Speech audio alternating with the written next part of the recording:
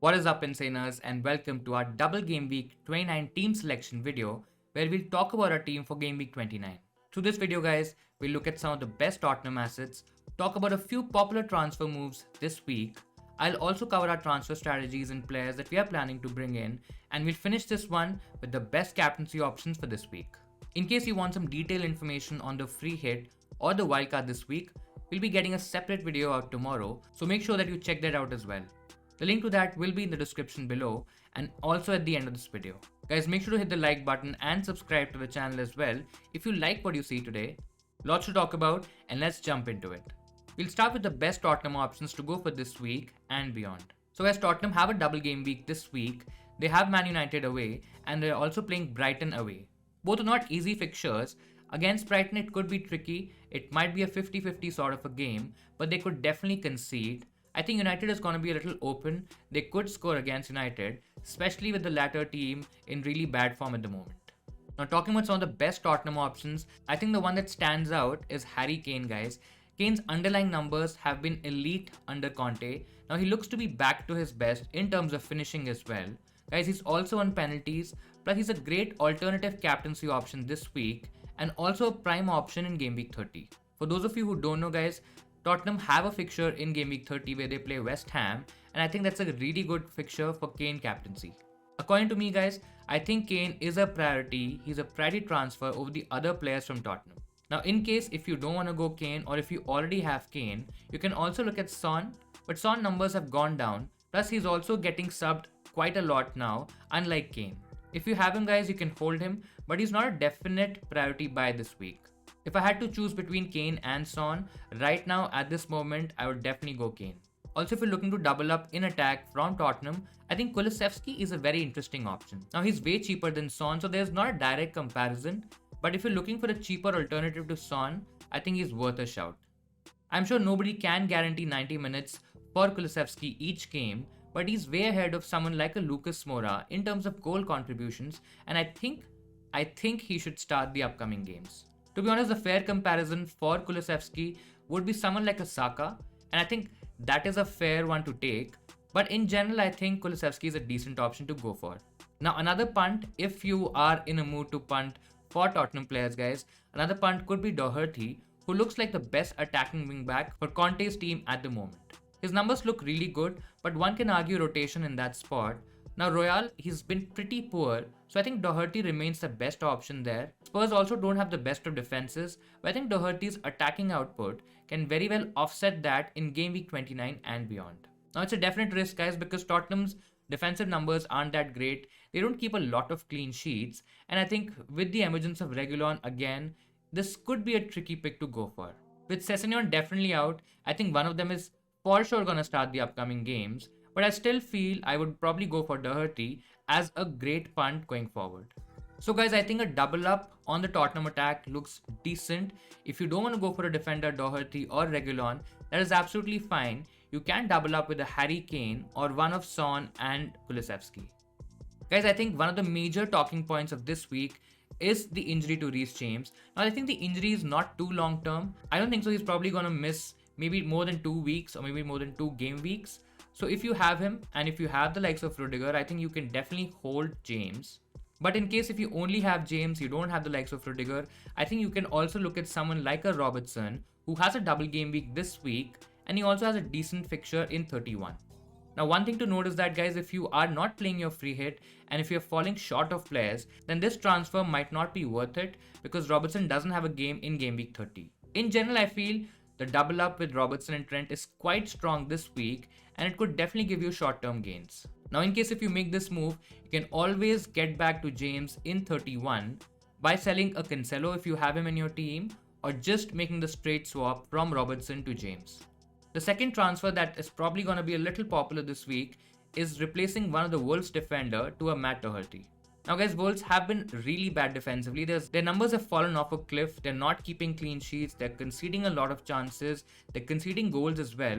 I think going for a Spurs defender, going for a punt could be okay in this case. Now both of them, both Wolves and Tottenham have a game in Game Week 30, so you won't be left dry.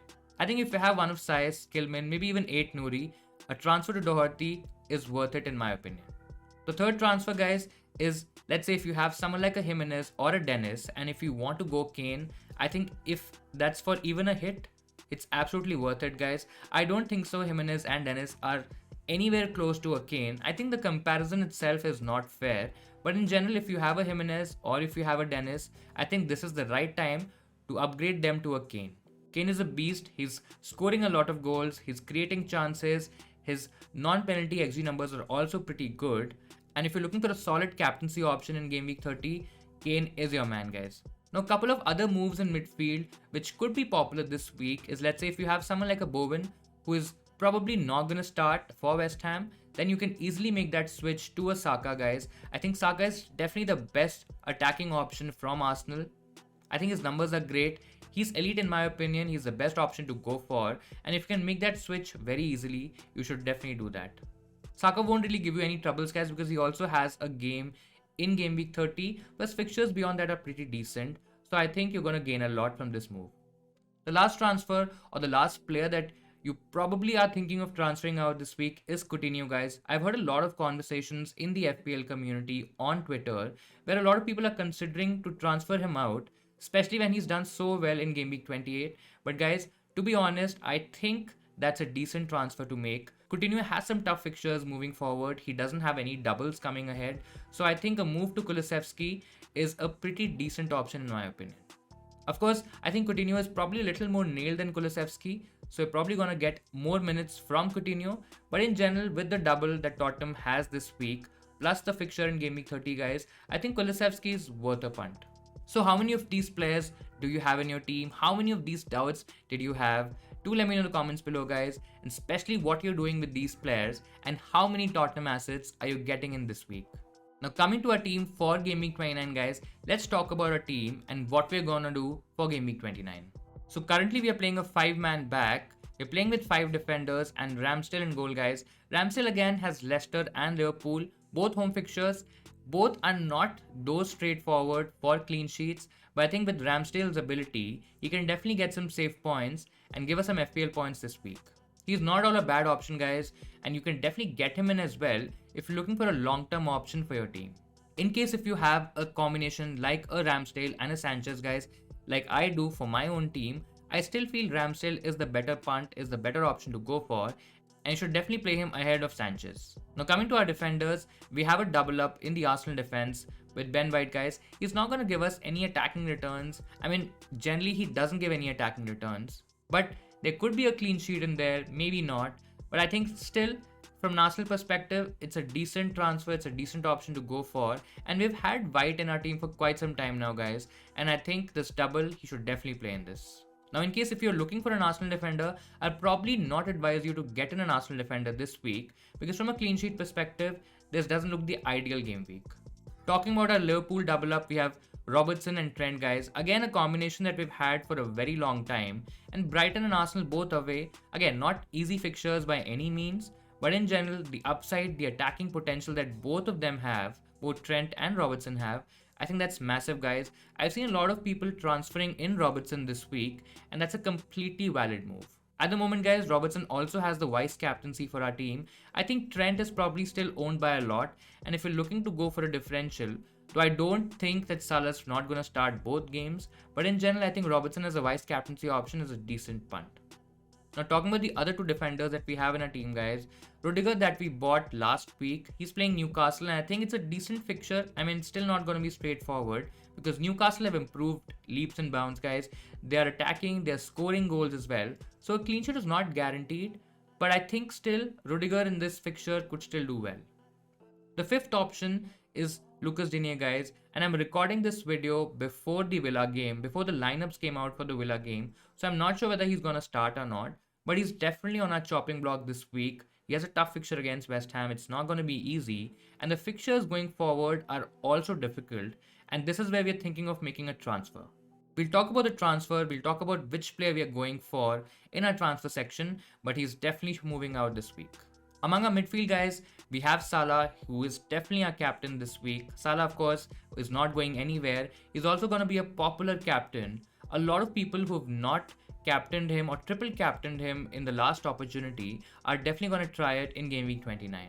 So his effective ownership is anyways going to be higher. I think he's still going to do well. I know he's not scored in some time now, but I still feel Salah is the best and probably the safest captaincy option to go for. Among other double game week players, we have Martinelli, again a player who we've had for a very long time.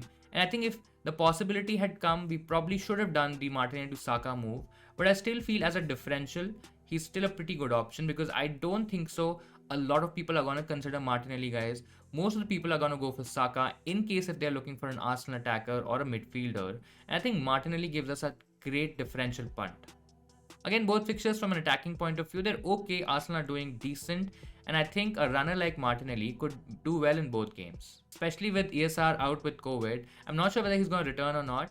I think that could seal Martinelli's minutes and he could play both games. He could start both games and give us some good FPL points. The other double game week player that we brought in game week 28, guys, is Willock. Now he has Chelsea and Everton. Everton look really enticing from an attacking perspective. In terms of any player playing against Everton, I think that player is probably going to do well. I know the decision kind of went the other way with Fraser scoring a lot of points in the first game. Again, I'm recording this video before the Newcastle game, so I don't know what's going to happen there. But in general, I think Willock is a decent option to go for this week. He might not be a priority buy. I mean, if you don't have a Newcastle player, you might not want to buy one.